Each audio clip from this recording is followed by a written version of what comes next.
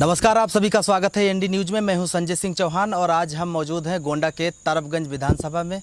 यहां के लोकप्रिय विधायक प्रेम नारायण पांडे जी, उनके सुपुत्र विनोद कुमार पांडे जिला पंचायत सदस्य हैं और इनसे बातचीत करेंगे। तरबगंज में चुनावी हलचल किस तरीके से है, आने वाला समय किस दिशा में, किस दशा में परिवर्तित होगा, तरबगंज की जनता किसे चाहती, किसे अपना आगामी विधायक बनाएगी, तरबगंज में विकास क्या हुआ है और तरबगंज की जनता को अपेक्षा क्या है कि आखिर वो किस प्रकार का और बदलाव तरबगंज में चाहती है। बहुत बहुत स्वागत है आप। धन्यवाद। सबसे पहला सवाल, 5 साल बीतने वाले हैं, चुनाव है 22 में, तरबगंज को क्या मिला है इन 5 वर्षों में? तरबगंज में भारतीय जनता पार्टी की सरकार जब से बनी है तब से तमाम बड़ी सौगातें मिल चुकी हैं। लगभग 513 किलोमीटर की यहाँ ग्रामीण सड़कें स्वीकृत हुई हैं, जिनमें से लगभग बन चुकी हैं, कुछ निर्माणाधीन हैं। गोंडा से उमरी बेगमगंज होकर सोनौली बंधा तक 2 लेन की सड़क मिल चुकी है। आपको रानीपुर कन्नीपुर के मध्य गोंडा जिला मुख्यालय को तहसील से जोड़ने के लिए एक बड़ा पुल मिल चुका है। सिंघा को डायरेक्ट वजीरगंज ब्लॉक से जोड़ने के लिए एक बड़ा पुल मिल चुका है। अभी भी कुछ स्वीकृति मिलने की उम्मीद है, शासन में पड़ी हुई है, जैसे कैथी घाट का पुल है और तरबगंज थाना चौराहे से अमदही बंधा की रोड है, जो बहुत जल्दी ही स्वीकृत हो जाने वाली है। मुख्यमंत्री जी के पास वो विचाराधीन है, बहुत जल्द ही ये सौगात भी मिलने वाली है। एक बीमारी ऐसी आई जिसका नाम शायद आप जिंदगी में कभी नहीं भूलेंगे, कोरोना। कोरोना ने पूरी अर्थव्यवस्था को तहस नहस कर दिया। न सिर्फ भारत बल्कि पूरी दुनिया में इस बीमारी ने, इस महामारी ने कोहराम मचा दिया। भाजपा कहती है कि कोरोना पर हमने पूरी तरीके से काम किया, कोरोना को नियंत्रित किया, लोगों को मदद की, लेकिन विपक्ष भी पूरा दल बल के साथ चुनावी जो मुद्दा है, 22 का जो चुनाव है, विपक्ष कोरोना को ही टारगेट कर रहा है। कोरोना पे क्या मानते हैं, भारतीय जनता पार्टी ने कितना नियंत्रित किया?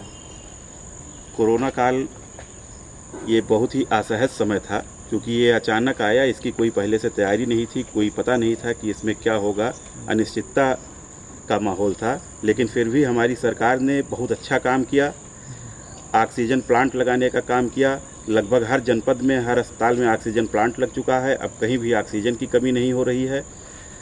ना लॉकडाउन के समय में भुखमरी फैलने पाई। आदरणीय मोदी जी और योगी जी के नेतृत्व में हर जगह बराबर खाद्यान्न का निःशुल्क वितरण होता रहा है और हमारे क्षेत्रीय स्तर पे भी भारतीय जनता पार्टी के कार्यकर्ता वो गांव-गांव जाके लोगों का दुख दर्द पूछते थे, उनकी मदद करते थे। हम लोग भी परमानेंट कोरोना काल में बाहर रहे हैं, लोगों से मिलते जुलते रहे हैं, उनकी दिक्कतों को दूर करने का पूरा प्रयास करते रहे हैं। जी, कोई भी पार्टी ये नहीं कहती है कि हम नंबर 1 नहीं हैं, सभी पार्टियां कहती हैं, लेकिन मैं आपसे जानना चाहता हूं, दूसरे नंबर की पार्टी गोंडा की राजनीति में किसे मानते हैं? कौन ऐसी पार्टी है जो दूसरे नंबर की पार्टी है? कोई नहीं है इस समय, भाजपा के सामने कोई नहीं दिख रहा है। हर जगह केवल एक नाम है, भारतीय जनता पार्टी का, आदरणीय मोदी जी का, योगी जी का। कितनी सीटें गोंडा की मानते हैं इस बार के चुनाव में? 7 की 7 सीटें भाजपा जीत रही है। गोंडा की जनता क्या चाहती है और क्या होना चाहिए इसके लिए?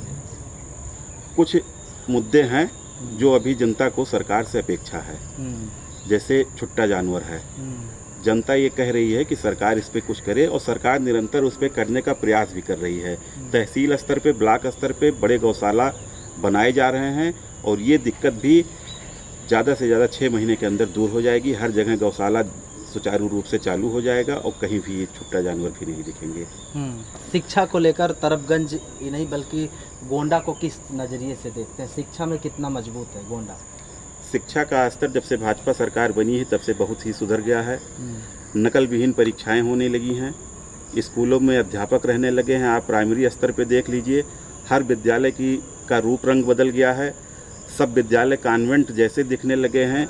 वहाँ के छात्र अच्छे ड्रेस में दिखाई पड़ते हैं। अध्यापक 10 बजे आ जाते हैं, 4 बजे तक वो क्लास में रहते हैं, बच्चों को पढ़ाते हैं।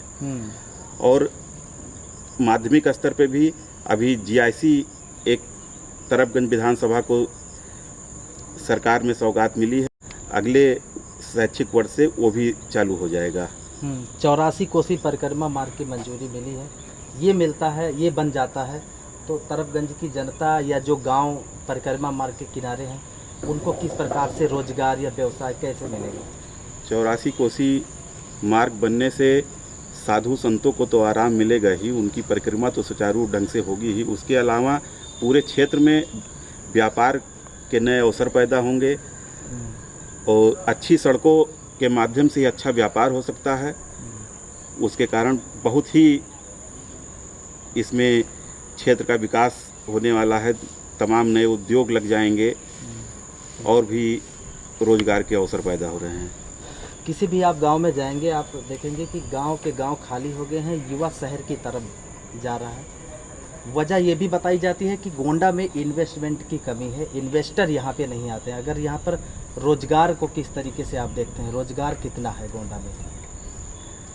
रोजगार में चूँकि यहाँ कोई इंडस्ट्री नहीं है, केवल इसलिए लोग बाहर जाते हैं। लेकिन जैसे ही 84 कोसी मार्ग बनेगा, इंडस्ट्रियाँ भी यहाँ पे आने लगेंगी। लोग आ भी रहे हैं, देख भी रहे हैं। वहाँ ज़मीन अपनी फैक्ट्री लगाने के लिए लोग यहाँ पे तलाशने लगे हैं और जल्दी ही ये हो जाएगा। यहाँ के युवाओं को भी बाहर नहीं जाना पड़ेगा।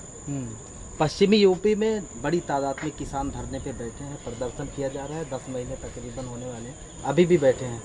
यहाँ से भी किसान धरने में शामिल हो रहे हैं क्या? नहीं, कोई किसान वहाँ नहीं बैठे हैं। वो केवल विपक्ष बैठा हुआ है। किसान को इतना समय ही नहीं मिल पाता है कि वो अपने खेत छोड़ के कहीं जाके धरने पे बैठे। वो एक आध दिन के लिए अगर रैली कराने भी सरकार की जाता है तो कहने पे जाता है और सरकार से बहुत प्रसन्न रहता है तब जाता है। उसके पास इतना मौका नहीं है कि अपना धान और गन्ना छोड़ के वो सड़कों पे जाके बैठेगा। उस किसान आंदोलन का असर क्या है यहाँ पे होता है? यहाँ के किसान की क्या मंशा है, वो किस तरीके से देखते हैं इस पूरे मामले को? कोई असर यहाँ पे नहीं है। सब लोग जानते हैं कि वो किसान नहीं है, वो केवल विपक्ष बैठा हुआ है। वो कांग्रेस और सपा की रणनीति है, वही दंगा भड़काने के लिए केवल बैठाए हुए हैं। तरफगंज की जनता के लिए हम लोग लगातार लगे हुए हैं। उनके सुख दर्द, दुख और सुख दोनों में सम्मिलित रहने का प्रयास करते हैं और अच्छा से अच्छा करने का प्रयास किया जाएगा उनके लिए। जी, तो तरफगंज की सियासत किस दिशा और किस दशा में होगी, समय तय करेगा। फिलहाल इस बार का चुनाव 2022 का बेहद दिलचस्प होगा। जो विपक्ष है उन्होंने कई मुद्दे, ऐसे कई एजेंडे तैयार किए हैं जिसका ढोल पूरे 22 के चुनाव में उन्हें बजाना है। लेकिन जो सत्ताधारी पार्टी है उन्होंने क्या किया है, इस पर तमाम रणनीति तैयार करके वो भी दलबल के साथ अब मैदान में है। समय कम है और आने वाला चुनाव किस तरीके से होगा, फिर से किसके सर पे ताज होगा, यह समय तय करेगा। तरफगंज की विधानसभा जो चुनाव है इसमें अब हलचल तेज है। कई प्रत्याशी सत्ता के हों या विपक्ष के हों, वो लगातार अब लग चुके हैं। बड़े बड़े होर्डिंग पोस्टर आपको तरफगंज विधानसभा के अनेकों चौराहों पर आपको देखने को मिलेंगे। अपने कैमरा पर्सन के साथ संजय सिंह चौहान।